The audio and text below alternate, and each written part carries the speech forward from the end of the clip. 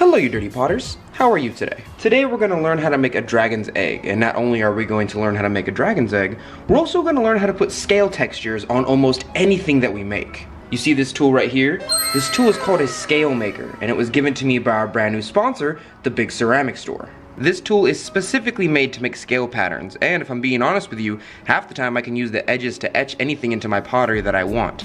It has one big side and one little side, just in case you want really small scales, or you want to put scales on a tiny little teacup. But of course, being the giant D&D nerd that I am, once I got this from them, I thought, I can totally make a dragon's egg! And it's actually extremely easy to use. Here, let me show you how it works really quick. Get a little handful of clay and flatten it out, or you can use a rolling pin if you like. Either way it works. Once you have your nice flat piece of clay, you can decide whether you want smaller scales on this side or the other side, which has a larger texture tool, which is for larger scales. And it's actually already kind of curved to comfortably hold, you see, so you can just push in one right here. And every one after the first one just has to either line up or be overlapped with the very edge of the first indent, and you just keep on doing this over and over again.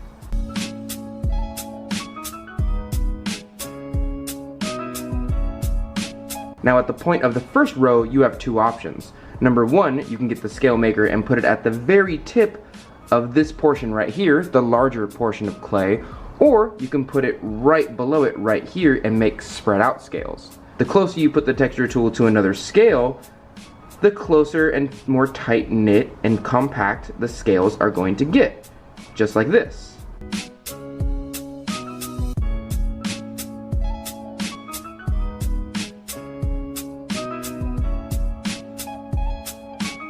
You see, these scales here are really close and tight knit to each other. Now I can either cut this off and attach it to a cup, or I can just make a cup and push this texture tool into the cup itself while it's still inside of one of its leather phases. Or, your second option, you can make the scales a little bit further apart. Let's get rid of this one right here. You can very easily make sure the scales stay a little bit further apart by making your first row, just like we did last time. Did you see how last time I put the texture tool right here at the very bottom of the last scale's point? About right there? Well, this time, instead of putting it directly below it, I'm just gonna go a little bit further down this line right here. See, the first texture and the second texture I made a little line at the bottom of the scale pointing downwards. And instead of putting it right at the bottom of that scale, I'm just gonna put it at the bottom of that indent. Just like that.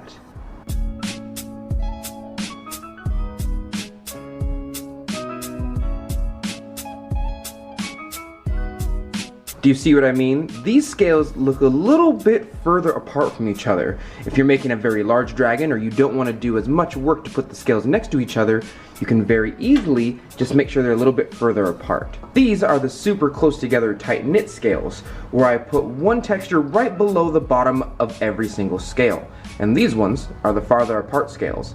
These ones here, you just move a little bit downwards, but make sure you put that texture right on that line. It's going to take a little bit of practice to understand what spacing makes what after the first use of the tool. Me telling you how to use it is a lot more difficult than actually using the tool itself. For example, this was my first attempt. My scales were a little bit too far apart to the point where you can really see that little texture right there that the tool makes, and I didn't do it very clean. But after wiping it off a little bit, it still looks like dragon scales.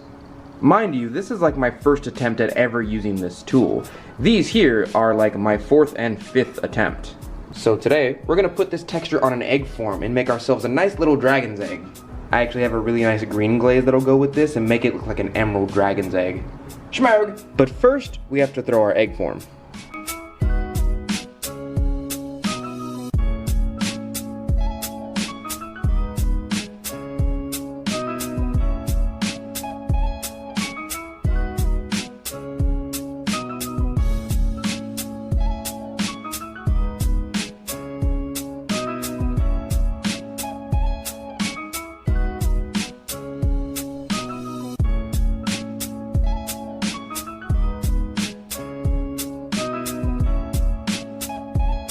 Potter tip! If you are on the stage of making your egg form, it's always good to cut off a little bit more of that skirt at the very bottom.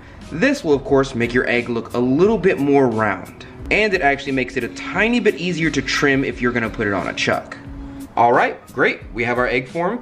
Now all we have to do is take it off, wait until it dries in the leather soft or the leather form, and then start putting our dragon scales on. Do not, and I repeat, do not put scales on this immediately after you've thrown it. Half of the time this is gonna end up being very sticky and tacky, and because of that, the clay is gonna stick to the tool and you're gonna leave extra marks everywhere, and it's gonna look like that one that I showed you earlier that I just tried brand new. I mean, that one wasn't really wet when I did it at first. That one was just me being bad at doing the thing.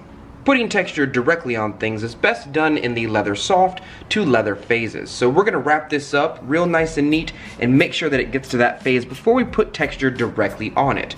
Otherwise, we're probably gonna mess up the form because this is still really squishy.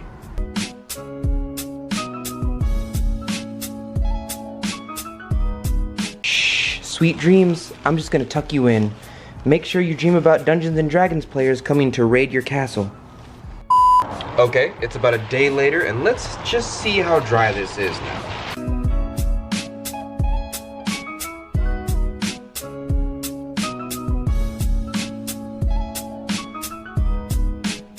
This is pretty good. It's no longer tacky and super wet with the water that I threw it with. It's still technically either in the leather soft phase or a little bit below the leather soft phase. I don't want it too dry and I don't want it to reach the leather to leather hard phase. Otherwise it's going to be really hard to put dents into my clay body. You see, this tool doesn't really work at all if I do it on a harder clay, no matter how hard I push. It pretty much only works with fresh clay or non-sticky and tacky clay. If it's too sticky or freshly thrown, it's pretty much just going to make a bunch of little indents into your clay and the pattern's not going to be too clear. You're also going to get a bunch of clay burgers everywhere. Potter tip! If you are doing something like an enclosed form and you're not making something that's non-enclosed, like a cup or a bottle, then you might want to poke a little hole at the very bottom of your egg or enclosed form. This does one of two things. Number one, you might as well do this sooner or later because you have to do this anyway before putting it in the kiln.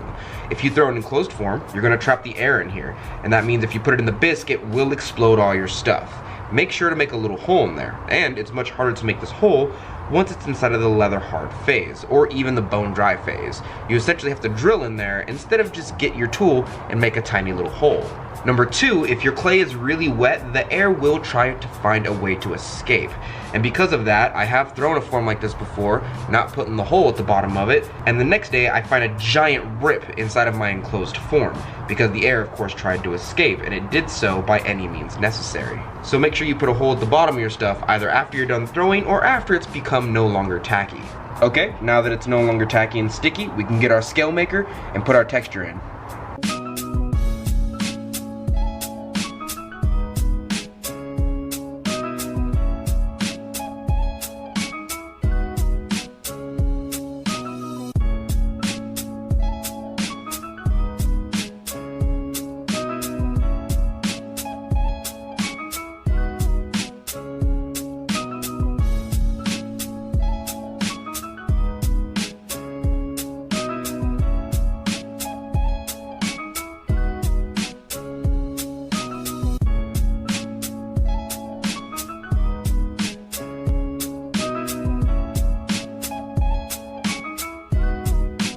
So we're gonna wait till this dries up a little bit, trim it, then we're gonna clean up these little bits of texture and clay boogers. After that, we're most likely gonna go ahead and stick this in and make it a nice emerald green.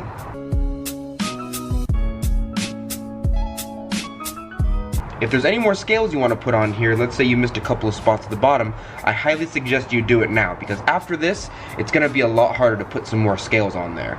Blurry finger Potter tip. This is the egg that we just completed. It's quite nice if I do say so myself. This is probably only my 4th or 5th time using the tool that the big ceramic store gave me. But this right here was my first attempt. Notice how much of the texture is left, and notice how many gross clay burgers are still on there. The main difference in between this and this cleaner, nicer one right here is that this one was done in the leather phase, or better yet, closer to the leather hard phase, which forced me to indent the tool into the clay body and to push a little bit harder, which is why it looks a little bit more deformed than that one back there. Instead of pushing in, because this doesn't make much texture as we now know, you can technically dig into the clay body like this. and it'll still make a bit of a texture.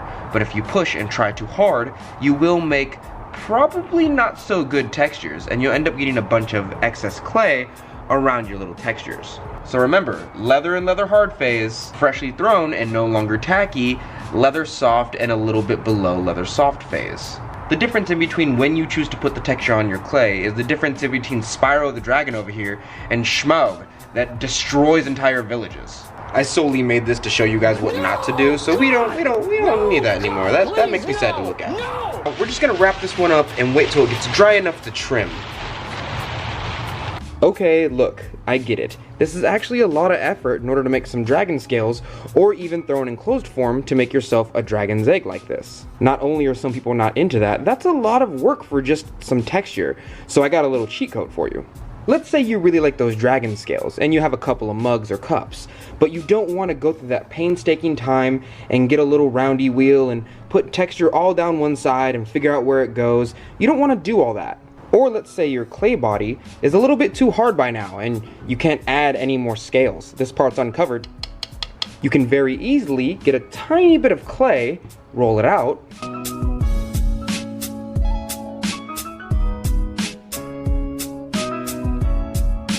make whatever shape you want. For me, it's a square because that's the easiest.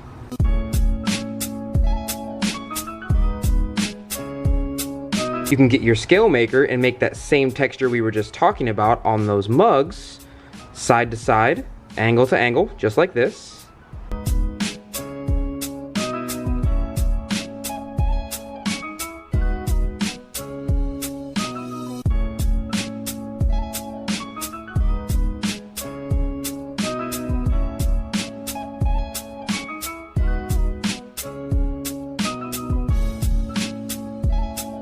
It into any shape that you want. I favor a square, but if you want to do strips like this, or you want to do little wavy patterns like this, that's okay too. They still come across as scales.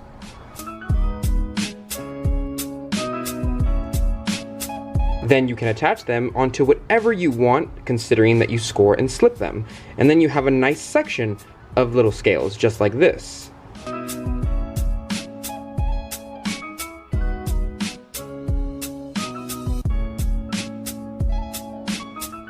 You see? Now you have a nice little dragon scale texture right on the front of your cup. You didn't have to do all that work and painstaking activity to go through and do the entire thing. Oh, and you know I made one extra just for me.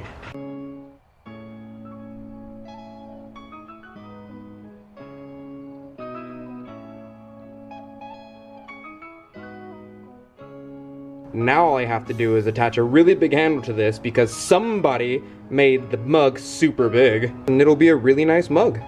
Tomorrow. Okay, now let's see how we did. Oh yeah, that's ready to trim.